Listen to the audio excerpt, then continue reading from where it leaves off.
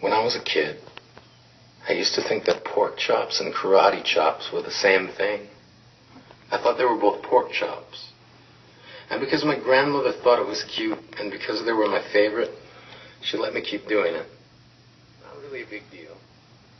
One day, before I realized fat kids are not designed to climb trees, I fell out of a tree and bruised the right side of my body. I didn't want to tell my grandmother about it because I was scared I'd get in trouble for playing somewhere I shouldn't have been.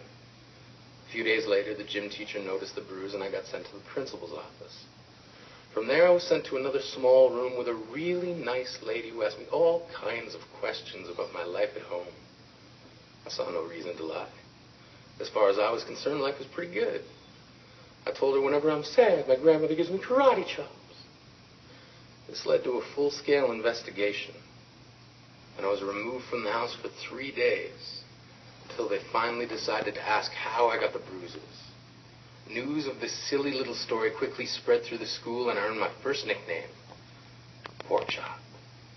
To this day, I hate pork chops. I'm not the only kid who grew up with bruises. We tried to empty ourselves so we would feel nothing. Don't tell me that hurts less than a broken bone. That an ingrown life is something the surgeons can cut away. That there's no way for it to metastasize. It does. She was 8 years old. Our first day of grade 3 when she got called ugly. We both got moved to the back of class so we would stop getting bombarded by spitballs. But the school halls were a battleground where we found ourselves outnumbered day after wretched day. We used to stay inside for recess because outside was worse. Outside we'd have to rehearse running away or learn to stay still like statues, giving no clues that we were there in grade 5. They taped a sign to the front of her desk that read, "Beware of the dog." To this day, despite a loving husband, she doesn't think she's beautiful because of a birthmark that takes up a little less than half her face. Kids used to say she looks like a wrong answer that someone tried to erase but couldn't quite get the job done. And they'll never understand that she's raising 2 kids whose definition of beauty begins with the word mom. Because they see her heart before they see her skin. Because she's only ever always been amazing. He was a broken branch grafted onto a different family tree. Adopted. Not because his parents opted for a different destiny. He was 3 when he became a mixed drink of 1 part left alone and 2 parts tragedy. Started therapy in 8th grade. Had a personality made up of tests and pills. Lived like the uphills were mountains and the downhills were cliffs. 4/5 suicidal, a tidal wave of antidepressants, and an adolescence being called pauper. 1 part because of the pills, 99 parts because of the cruelty.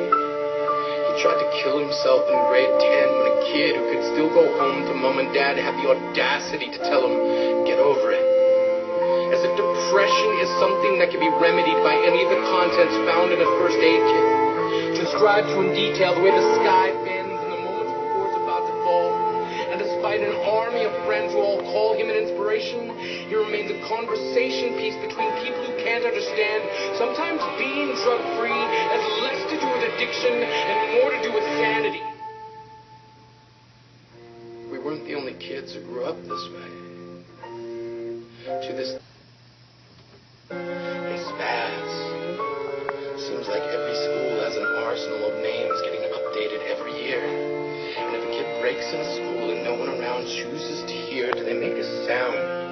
Or they're just background noise from a soundtrack stuck on repeat and people say things like kids can be cruel. Every school was a big top circus tent. And the pecking order went from acrobats to lion tamers, from clowns to carnies. All of these miles ahead of who we were freaks. Lobster-clawed boys and bearded ladies. Oddities juggling depression and loneliness, playing solitaire, spinning the bottle, trying to kiss the wounded parts of ourselves and heal. But at night, while the others slept, we kept walking the tightrope. It was practice, and yes, some of us fell. But I want to tell them that all of this is just debris. Left over when we finally decide to smash all the things we thought we used to be. And if you can't see anything beautiful about yourself, get a better mirror. Look a little closer. Stare a little longer. Because there's something inside you that made you keep trying despite everyone who told you to quit. You built a cast around your broken heart inside of yourself. You decided they were wrong. Because maybe you didn't belong to a group or a clique. Maybe they decided to pick you last for basketball or everything. Maybe you used to bring bruises and broken teeth to show and tell but never told. Because how can you hold your ground if everyone around you wants to bury you beneath it? You have to believe that they were wrong. They have to be wrong. Why else would we still be here? We grew up learning to cheer on the underdog because we see ourselves in them. We stem from a root planted in the belief that we are not what we were called. We are not abandoned cars stalled out and sitting empty on some highway. And if in some way we are, don't worry. We only got out to walk and get gas. We are graduating members from the class of We Made It. Not the faded echoes of voices crying out names will never hurt me. Of course, they did.